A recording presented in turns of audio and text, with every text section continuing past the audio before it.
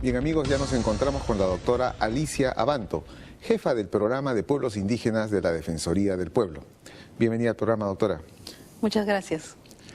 Bueno, doctora, se ha dictado ya la ley de la consulta previa, ¿no? Esta ley tan importante para los pueblos indígenas. ¿Qué cosa es la consulta? Bueno, la consulta es un derecho de los pueblos indígenas y consiste en que antes de que el Estado tome una decisión, ya sea una medida legislativa o una medida administrativa, pueda convocar a los pueblos indígenas para que puedan establecer un proceso de diálogo y en este lograr acuerdos o el consentimiento respecto de la medida que es propuesta. Este diálogo debe ser hecho de buena fe y con la intención y con el compromiso de ambas partes, la contribución de ambas partes de buscar un acuerdo antes de que el Estado tome la decisión. Es un proceso de diálogo que se debe realizar a través de las organizaciones representativas de los pueblos indígenas y busca finalmente que el Estado al momento de tomar decisiones respete los derechos de los pueblos indígenas. ¿Y por qué? ¿Por qué los pueblos indígenas tienen este derecho? ¿O es que todos los peruanos tienen este derecho a la consulta previa? Bueno, el derecho a la consulta está reconocido en el convenio 169 de la OIT que el Perú ha ratificado y que está vigente desde 1994. Nosotros, como país, al ratificar el convenio 169, como país nos hemos obligado a cumplir todos los derechos que establece el convenio. Uno de ellos es el derecho a la consulta. Hay otros derechos ahí reconocidos como el del territorio, el derecho a la salud, a la educación, etcétera. Y este derecho a la consulta ya es un derecho exigible, es un derecho vigente desde hace más de 16 años. Pero que está solamente enfocado para los llamados pueblos indígenas o, ¿no? que en nuestro caso serán los pueblos de las comunidades nativas, los quechuas, los aymaras y toda la variedad que existe en la Amazonía peruana. Sí, el convenio 169 es un tratado de derechos humanos que reconoce los derechos de los pueblos indígenas en todo el mundo. En el Perú existen pueblos indígenas en la Amazonía, hay más de 40 pueblos indígenas, los más numerosos son los Ayánicas, los Aguajún, pero también, por ejemplo, están los Cucama Cucamiria, los pueblos indígenas que están en aislamiento, como los Nanti o los Murunagua, o los pueblos indígenas en aislamiento. Y también están pueblos indígenas en las zonas andinas, están las diversas etnias quechuas, los aymaras, los suros.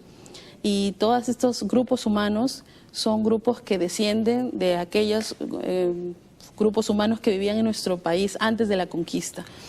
La consulta es previa a la expedición de alguna ley que se refiere a los intereses o no de los pueblos indígenas. O también relacionada con proyectos de inversión, ¿no? Si es que les afectan a sus territorios o, en fin, una serie de cuestiones relativas, ¿no? Así funciona. ¿Cuál es este procedimiento y qué principios informan esta consulta previa?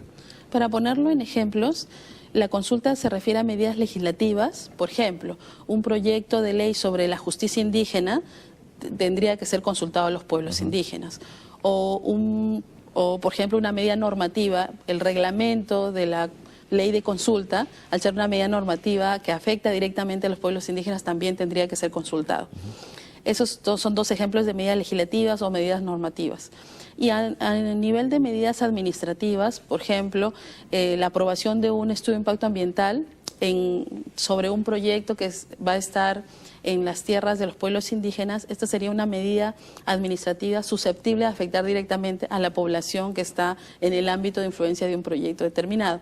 En este caso, la medida administrativa, que es la evaluación de un estudio de impacto ambiental, por ejemplo, tendría que ser sometida a un proceso de consulta. Eso implica tener en cuenta la diferencia que hay entre la consulta y también la etapa de participación, porque el derecho a la consulta es un derecho con sus propias particularidades y es distinto al derecho a la participación.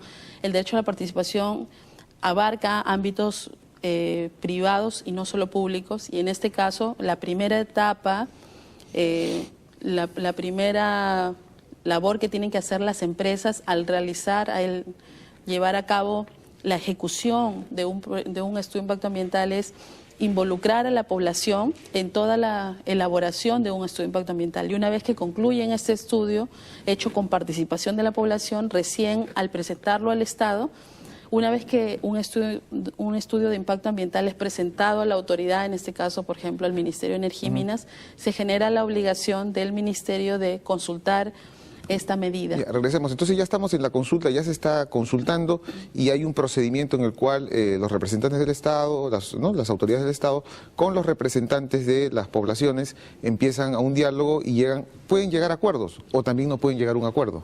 En el caso de llegar a un acuerdo, ¿qué ocurre? Voy a explicar sobre el acuerdo las etapas además que se tienen que desarrollar rápidamente. Como ya dijimos, la primera es identificar la medida que se va a consultar, en el ejemplo que di, el estudio de impacto ambiental. Segundo paso es identificar a los pueblos indígenas que van a ser consultados y en ese ejemplo debieran ser los pueblos indígenas que están en el ámbito de influencia del proyecto. En una tercera etapa es brindarles la información, notificar a estos pueblos indígenas del inicio de la consulta y luego brindarles toda la información sobre lo que implica esa medida, es decir, el contenido, por ejemplo, de un estudio de impacto ambiental. Brindarles toda la información para que ellos, en una siguiente etapa, los propios pueblos indígenas, evalúen esta información, evalúen la medida y puedan establecer sus propuestas o su opinión sobre esta medida que va a tomar el Estado. Y luego ya se viene la etapa central, que es el proceso de diálogo. El proceso de diálogo puede terminar en un escenario de acuerdo total o de acuerdo parcial o de desacuerdo, es decir, cuando la población, en todo caso, no logre un acuerdo con el Estado. En el primer escenario, o en el escenario de que haya un acuerdo total o un acuerdo parcial, estos acuerdos son obligatorios para las partes, es decir, el Estado tiene que cumplir con implementar esos acuerdos.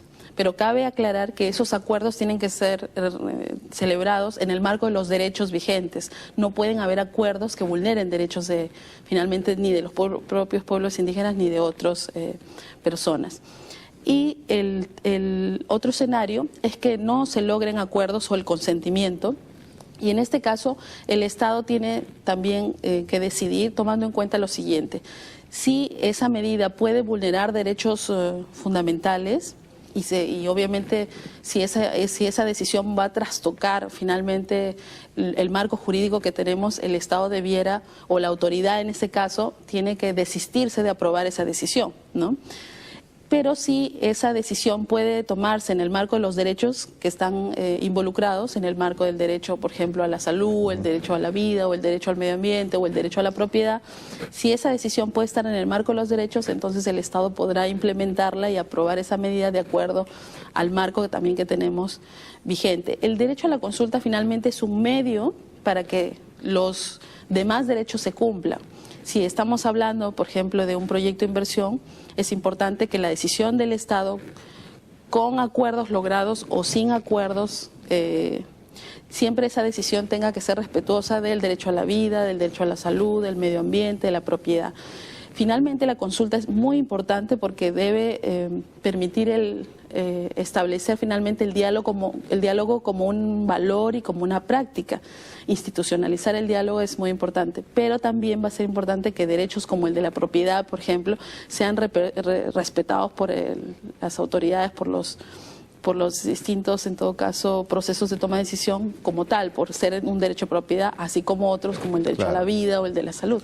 Muy bien, muy bien. Y para finalizar, un balance general, ¿cuál es la opinión de la Defensoría sobre la ley? ¿Es una buena ley? La ley es un primer paso, es una buena ley y puede ser, de hecho, toda ley puede ser perfectible, pero esta es una ley que brinda brinda principios y brinda un procedimiento básico para poder desarrollar la consulta. Las etapas del proceso de la consulta deben luego aplicarse por todos los sectores. Estas son 7 etapas que deben aplicarse, por ejemplo, por el sector energía y minas o por el Congreso de la República al momento de aprobar una ley. Finalmente, hay un reto de implementación y la Defensoría del Pueblo sobre este tema ha señalado 3 cosas importantes. Primero, que se necesita que se reglamenten por el Congreso de la República y también por el Poder Ejecutivo, que se establezcan finalmente capacidades en los funcionarios públicos. y que las nuevas normas, también los nuevos reglamentos sean consultados con los pueblos indígenas. Muy bien, doctora, muchas gracias por su participación en el programa. Esperemos pues que, amigos televidentes, que esta ley ya se implementará y evaluaremos y si hay que perfeccionar algo, se hará. En el siguiente bloque estaremos con el señor Alberto Pizango, presidente de AIDC, para también comentar sobre la ley de consulta. Regresamos después de la pausa.